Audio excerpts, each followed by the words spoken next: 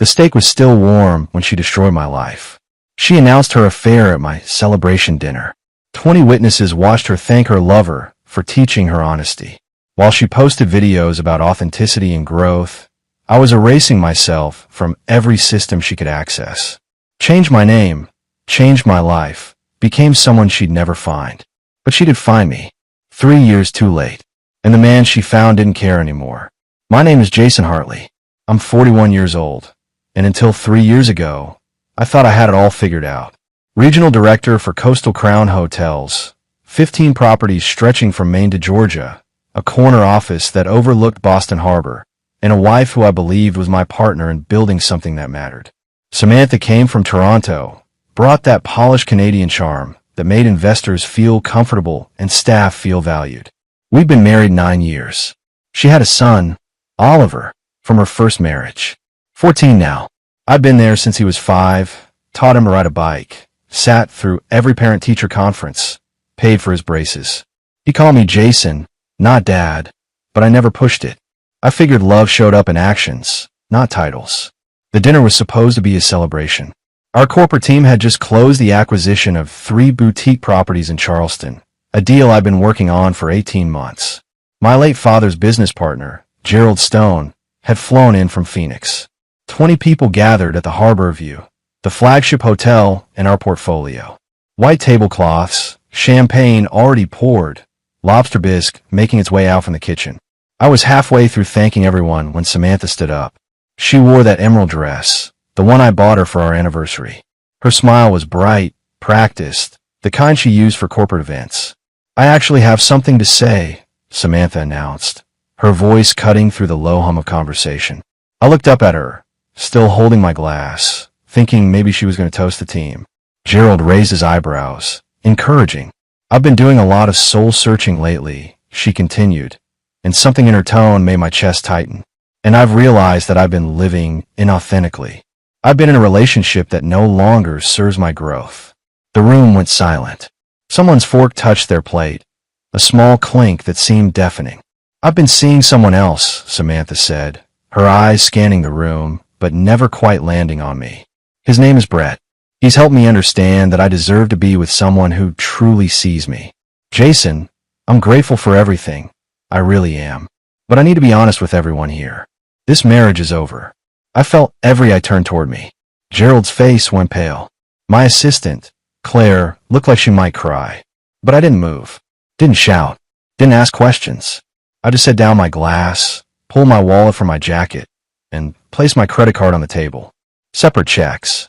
I said to the server who appeared, looking mortified.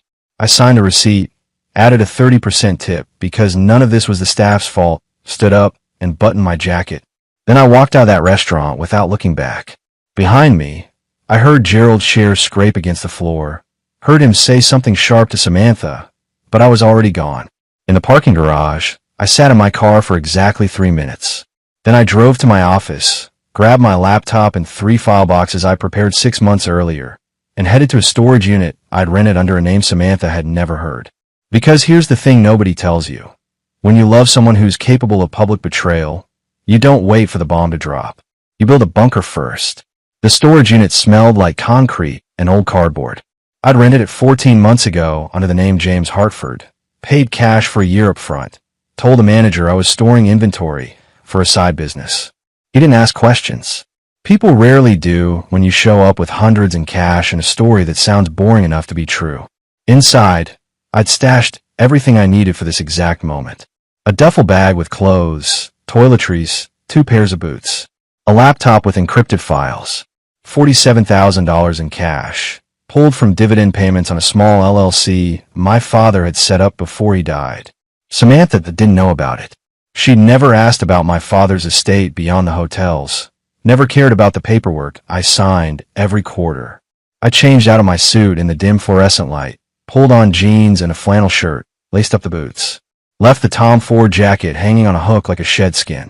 Then I drove my Mercedes to a commuter lot off Route 95, locked it, left the keys in the wheel well, and walked 3 blocks to where I'd parked my backup vehicle 2 weeks ago.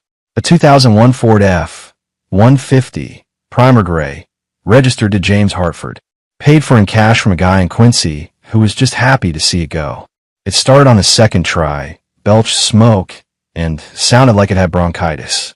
Perfect. I stopped at a gas station outside Providence, bought a prepaid flip phone, and made one call. Drew Patterson answered on the third ring, his voice thick with sleep. "This better be good, Jason. It's 1 a.m. "It's time," I said. Drew, my lawyer, and the closest thing I had to a brother since college, didn't hesitate. "The documents. File them tomorrow morning. Everything we discussed." "You sure about this?" Drew asked, and I could hear him moving now, probably reaching for a notepad. "Once this starts, there's no walking it back." I watched a semi-truck pull into the gas station, its engine rumbling like distant thunder. I've never been more sure of anything in my life. "All right," Drew said. "Consider it done. Where are you headed?" "You don't need to know that yet." "Jason." His voice softened. "You okay?" I looked at my reflection in the truck's side mirror. Same face, different eyes. "I will be." By dawn, I was checked into a motel in New Hampshire under James Hartford. The room had wallpaper from 1987 and a mattress that groaned when I sat on it. The view was a parking lot and a Dunkin' Donuts. I lay on the bed fully clothed, staring at the water-stained ceiling, and thought about Oliver. The kid didn't ask for any of this. Didn't ask for his mother to be who she was. Didn't ask for me to walk away. But I couldn't stay. Not for him. Not for anyone. Because if I stayed, I'd become the kind of man who accepts betrayal just to keep the furniture arrangement intact. I pulled out the flip phone and typed a message I'd never send. "I'm sorry, kid. You deserved better than all of us." Then I deleted it and turned off the phone. The motel room had a coffee maker that sputtered like it was dying. I made a cup anyway, sat on the edge of the bed, and opened my laptop. Drew had sent an encrypted email at 6:23 a.m. with a single line, "Documents filed." The clock is ticking. That meant Samantha would find out by noon, maybe sooner if she tried to access any of our accounts. The joint checking, the savings, the investment portfolio tied to the hotel management company. All of it locked behind clauses she'd signed 9 years ago and probably never read. Prenuptial agreement, page 17, subsection D. In the event of verified infidelity by either party, all jointly held assets revert to the non-offending spouse's sole control, pending dissolution proceedings. We'd signed it 2 weeks before the wedding. She'd laughed, called it overkill, said she'd never cheat. I believed her then. My father had insisted on it anyway. I pulled out a manila envelope I'd been carrying in the duffel bag for over a year. It had been in my father's safe deposit box, marked with my name and a date. Open only if necessary. I'd opened it 6 months ago, the night I confirmed what Samantha was doing. Inside was a letter in my father's handwriting, shaky from the illness that eventually killed him. "Jason, if you're reading this, something went wrong. Either with business or with love, probably love. I married your mother when I was 23 and divorced her when I was 30.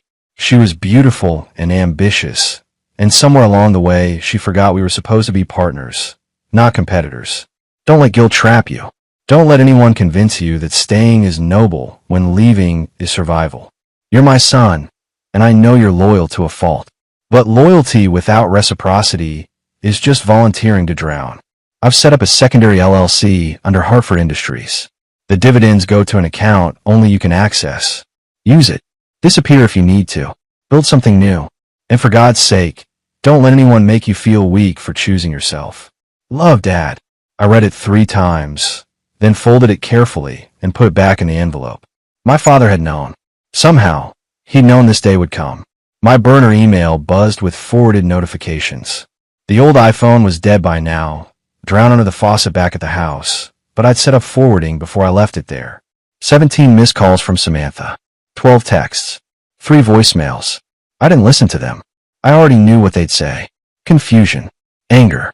Accusations that I was overreacting, that I was being childish, that we needed to talk like adults. But here's the thing about talking. It requires 2 people who respect each other. And respect, once shattered, doesn't glue itself back together just because someone says sorry. I opened a new text on the flip phone and sent it to Drew. "How long until she figures out the visa situation?" His response came fast. "Immigration attorney estimates 3 weeks. She's on a spousal visa. Divorce terminates it. She'll have 90 days to leave the country or find another legal path." I stared at that message for a long time. Samantha had come to the States on a work visa 12 years ago, shifted to a spousal visa when we married. If the marriage dissolved, so did her legal status. I hadn't planned that part. I just follow the law. But consequences, they don't care about intent. I didn't watch Samantha's social media spiral in real time. I didn't need to. Drew sent me screenshots with timestamps, clinical updates like a doctor monitoring a patient's decline. Day 1, Samantha posted a video.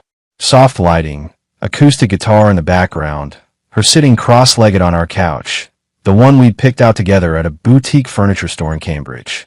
The caption read, "Choosing honesty over comfort, my journey to authentic living." She talked for 11 minutes about growth, awakening, finding her true self, mentioned Brett, her new partner, called him a mirror that showed me who I really am. Never once said the word affair. Never said betrayal. Just framed the whole thing as self-discovery. The comments were mixed. Some of her wellness influencer friends cheered her on. So brave. This is what radical honesty looks like.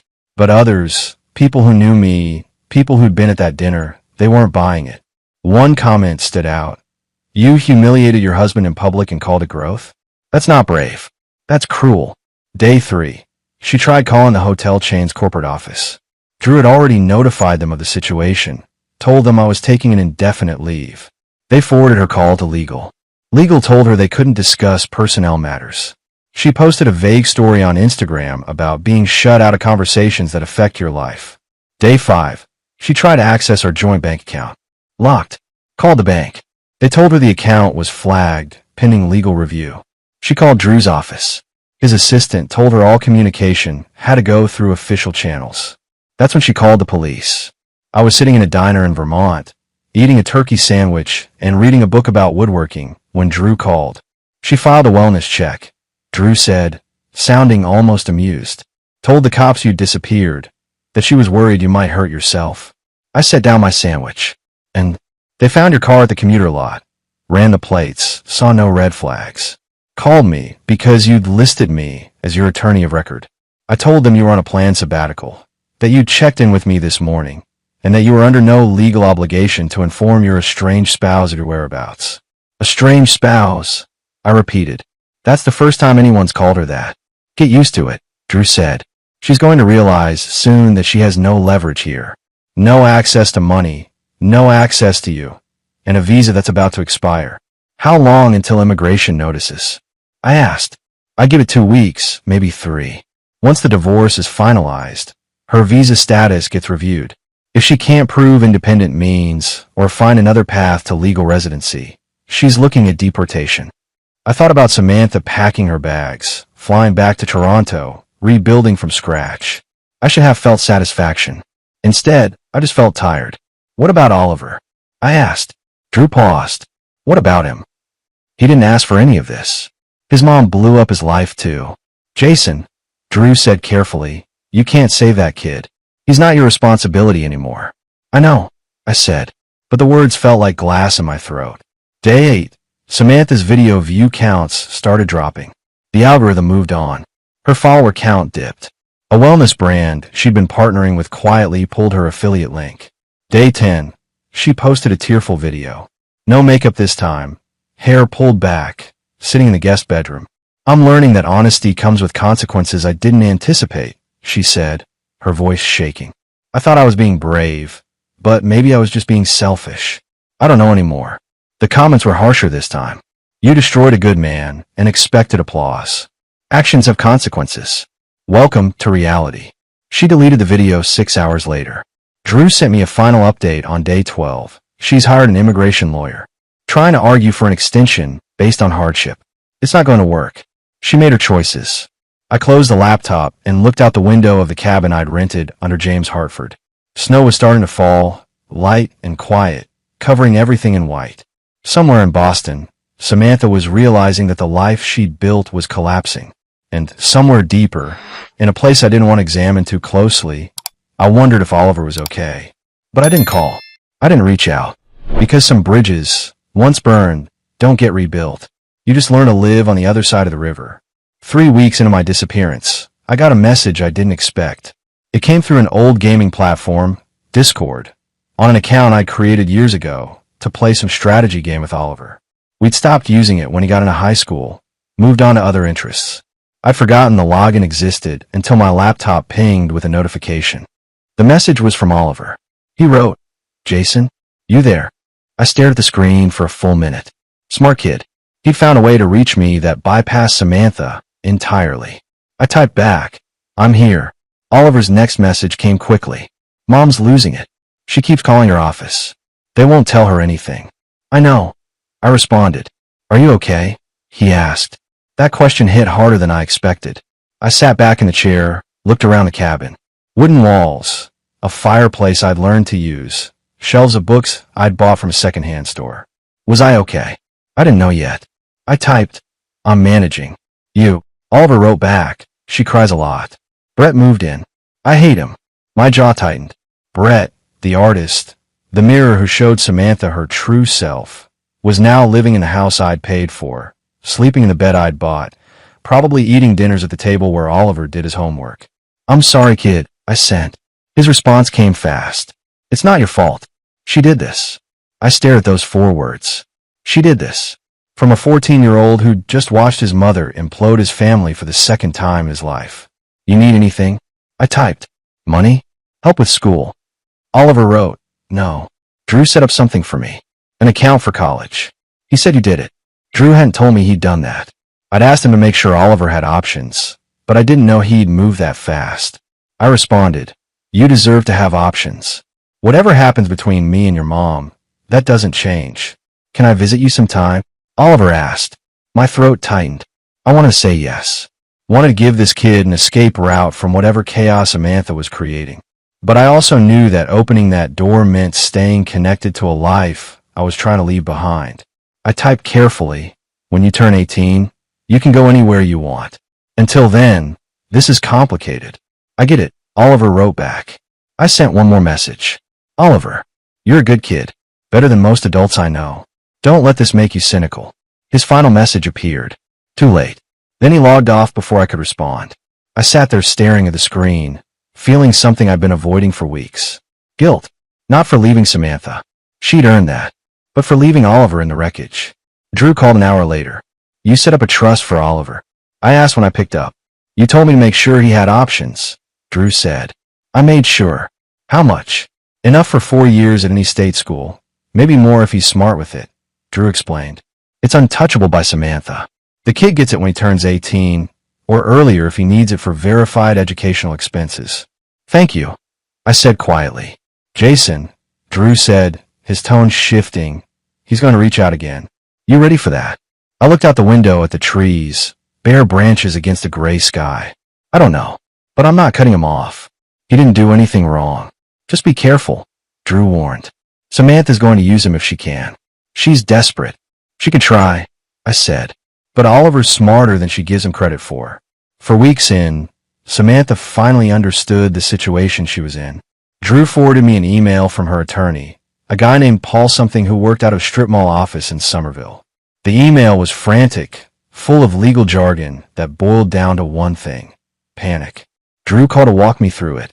Her lawyer's claiming the prenup is invalid because she signed under duress, Drew said, sounding amused. "Apparently, your father pressured her into it, and she didn't have independent counsel. She had her own lawyer," I said. "I paid for it. Guy named Richard Feldman out of Cambridge." "That's what I told them," Drew said. He sent copies of the retainer agreement she signed, the consultation notes, everything. "They've got nothing." "What about the visa?" "That's where it gets interesting," Drew said. "Immigration sent her a notice. She has 60 days to prove she has legal grounds to remain in the country. The spousal visa terminates with the divorce, and since the divorce is based on infidelity, there's no pathway to adjustment of status. So she has to leave, unless she finds another legal route," Drew explained. "Work visa, student visa, something. But those take time and money. And right now, she has neither." I thought about Samantha packing up, flying back to Toronto, starting over. Part of me felt satisfied. The bigger part just felt empty. "What's she going to do?" I asked. "Don't know, don't care," Drew said. "My job is to protect you, not to solve her problems." "What about Oliver?" "He's a minor with U.S. residency through his biological father's citizenship," Drew said. "He's not affected by her immigration status. If she leaves, He could stay with relatives or enter the foster system, but that's not your problem to solve. Drew, I said. I know, he said, softer now. I know you care about the kid. But you can't save everyone, Jason. Sometimes the best thing you can do is save yourself. 2 days later, Samantha posted another video. This one was different. No soft lighting, no acoustic music. Just her, sitting in the guest bedroom, eyes red, makeup smudged. I made mistakes, she said to the camera, her voice shaking. I thought I was being brave, but I was really just being selfish. And now I'm facing consequences I didn't anticipate. My visa is expiring. I might have to leave the country. And my son is caught in the middle of something he didn't ask for. She paused, wiped her eyes. Jason, if you're watching this, please. We need to talk. Not about us, about Oliver. He needs stability. He needs help. I know I don't deserve anything from you, but he does. The video had 200 views. 15 comments.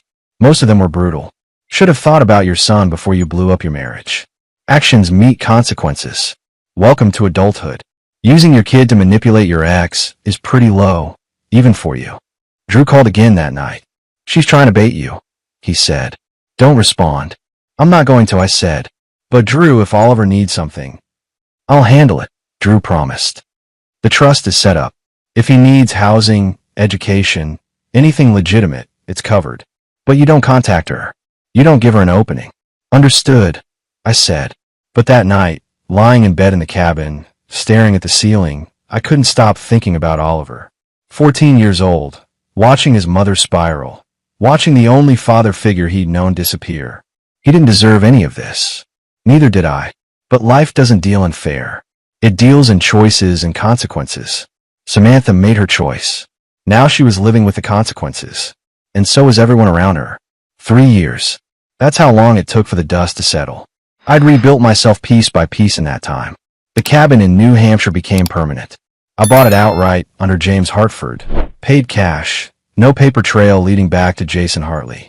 Started working with my hands instead of spreadsheets. Picked up woodworking, then carpentry, then something I never expected, driftwood sculpture. There was a guy in town, old-timer named Bill, who taught me the basics. How to see the shape hiding inside weathered wood. How to let the material guide you instead of forcing it.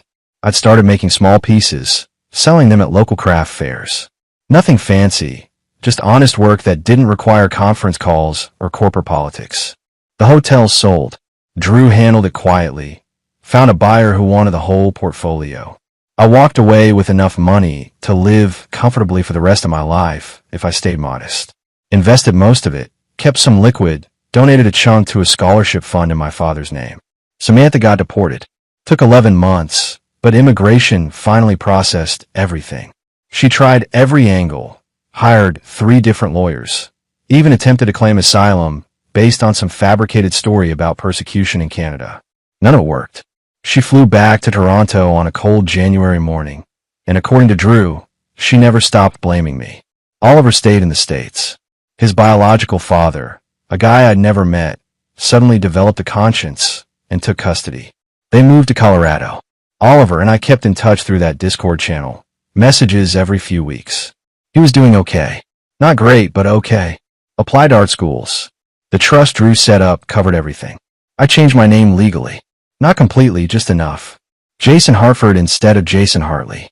Got a driver's license, opened bank accounts, filed taxes. Became someone new without erasing who I'd been. The magazine article happened by accident. Some writer doing a piece on coastal artists found my work at a gallery in Portsmouth. She wanted to interview the guy making sculptures from beach debris. I agreed but kept it vague. Talked about starting over, about disappearing to see clearly. Never mentioned Samantha. Never mentioned the hotels. The article ran in a small regional publication. I didn't think anyone would notice. I was wrong. The beach was empty that morning, the kind of quiet you only get before sunrise. I was working on a new piece, something abstract, curves that mimicked wave patterns. The wood was silver gray, smoothed by years of salt water and sand. I heard footsteps behind me, but didn't turn. Tourists sometimes wandered down here, took photos, moved on. But these footsteps stopped. Hesitated. Then a voice I hadn't heard in 3 years cut through the sound of the waves. Jason. I straightened slowly, turned around. Samantha stood 20 feet away, wearing jeans and a simple jacket, hair pulled back, no makeup. She looked older, thinner. The polish was gone, replaced by something raw and uncertain. When she saw me fully, when our eyes met, something in her expression just shattered. Her face went pale, her mouth opened slightly, and I watched 3 years of carefully constructed denial collapse in real time. She'd found me, but she hadn't prepared for what she'd find. "Hi," she said finally, voice barely above a whisper. I didn't respond immediately, just looked at her. This woman who'd once been my wife, who'd blown up my life in front of everyone I knew, who'd spent 3 years probably imagining this moment. "Hi," I said eventually. No emotion, no anger, just acknowledgement. "I've been looking for you," Samantha said, taking a tentative step closer. "The article, I saw your work. I knew it was you. And now you found me," I said. She wrapped her arms around herself, a defensive gesture I remembered from arguments years ago. "I needed to see you. To explain." "There's nothing to explain," I said. "You said everything that night at the restaurant." "That was a mistake," she said quickly. "The way I did it, the timing, all of it. I've regretted it every day since." I set down the piece of driftwood I was holding. "Samantha, I don't care." Those 4 words landed harder than any insult could have. I saw it in her face, the realization that I wasn't angry, wasn't hurt, wasn't anything. I'd moved past her entirely. "You look different," she said, voice faltering. "I'm different," I said. "I had to be. Oliver misses you," she tried. "Oliver knows how to reach me," I said. "We talk." Her face shifted, surprise mixed with something that looked like betrayal. "He never told me." "Why would he?" I asked. "You didn't exactly earn his trust." Samantha's eyes filled with tears. "Please, Jason. I just need you to understand what I was going through." "I understand perfectly," I said, turning back to my work. "You wanted something different. You got it. Now you're living with it." "That's it?" she asked, voice rising slightly. 3 years, and that's all you have to say." I looked at her one more time. "What do you want, Samantha? Forgiveness? Permission to feel better about what you did?" "I can't give you either of those things." She stood there, tears running down her face, and I felt nothing but a distant sort of pity. "Goodbye, Samantha," I said, picking up the driftwood again. She didn't leave immediately. Stood there for another minute, maybe 2, waiting for something that wasn't going to come. Then finally, she turned and walked away. I watched her go, just for a moment. Then I went back to my work. The wood was still there, still needed shaping. And unlike some things, it didn't ask questions I couldn't answer. 8 months after Samantha found me on the beach, my phone rang with Oliver's number. "I'm 18, he said without preamble. "Can I come visit now?" I smiled for the first time in weeks. "Yeah, kid. You can come visit." He showed up 3 days later, driving a beat-up Honda Civic he bought with money from a summer job. Taller than I remembered, broader in the shoulders, but still the same quiet kid who'd rather sketch than talk. We didn't hug, just nodded at each other. He looked around the cabin, at the workshop I'd built, at the half-finished sculptures lined up against the wall. "This is cool," Oliver said simply. "Thanks," I replied. "You hungry?"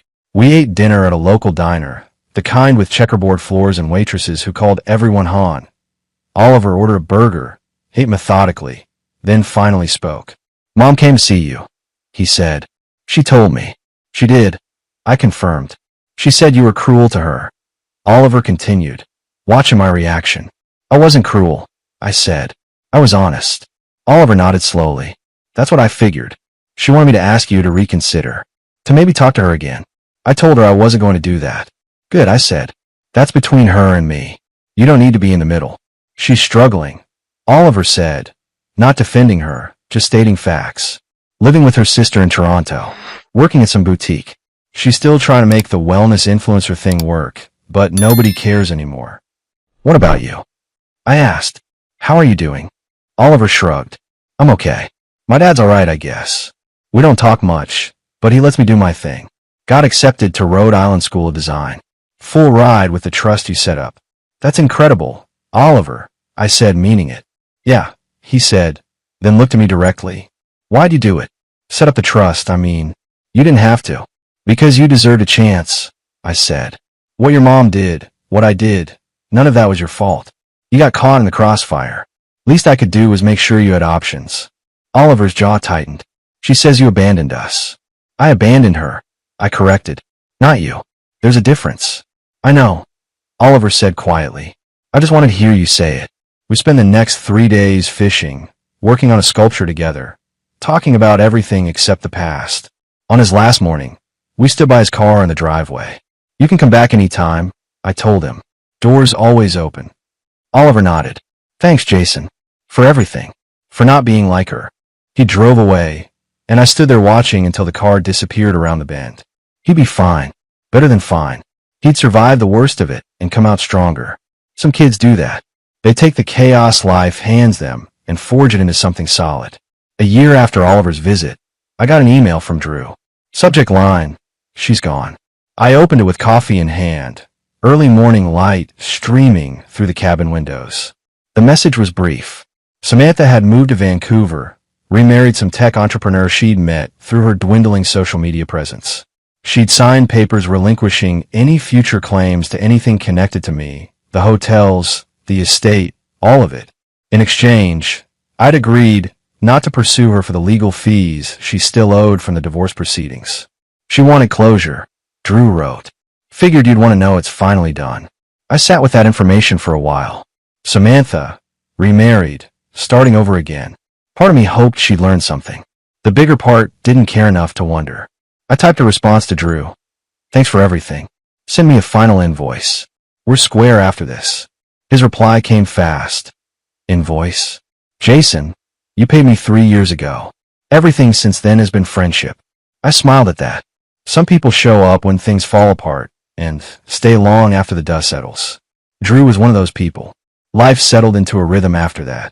I sold pieces at galleries up and down the coast, made enough to live comfortably, bought the lot next to my cabin, built a proper workshop with better tools, started teaching woodworking to teenagers through a local community center, found out I was decent at it. Oliver visited twice a year, always unannounced, always welcome. He graduated from RISD with honors, got a job at a design firm in Providence. Still quiet, still thoughtful, but confident now in ways he hadn't been at 14. One afternoon, while we were working on a commission piece together, he asked the question I'd been expecting for years. Do you regret it? Oliver said, walking away like you did. I thought about it honestly. No, I regret that it had to happen. I regret that you got hurt. But I don't regret leaving. Staying would have destroyed me. Oliver nodded, understanding in his eyes. She asks about you sometimes. Wants to know if you're happy. What do you tell her? I asked. I tell her you're building things, Oliver said. That you're good at it. I don't tell her anything else because it's none of her business. Smart kid, I said. I learned from the best, he replied. 18 months later, I met someone. A teacher from the community center, a woman named Grace who taught pottery and had a laugh that reminded me what joy sounded like. We took things slow, no rushing, no promises I couldn't keep. She knew my history, knew I'd been burned, never pushed. Grace met Oliver during one of his visits. They talked about art and technique and color theory while I made dinner. Watching them connect, I felt something I hadn't felt in years. Contentment. That night, after Oliver left and Grace went home, I sat on the porch with a beer and looked at the stars. Thought about the man I'd been 5 years ago, standing in that restaurant watching his wife detonate his life.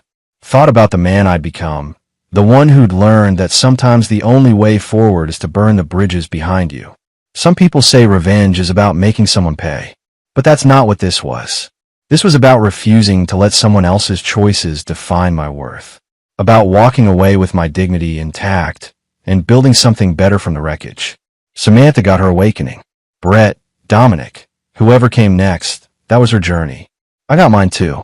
Just took a different path. And standing there under those stars, beer in hand, workshop full of unfinished projects, phone showing a text from Oliver saying he got a promotion, I realized something important. I'd won. Not because she lost, but because I'd become someone I could respect. And in the end, that's the only victory that matters.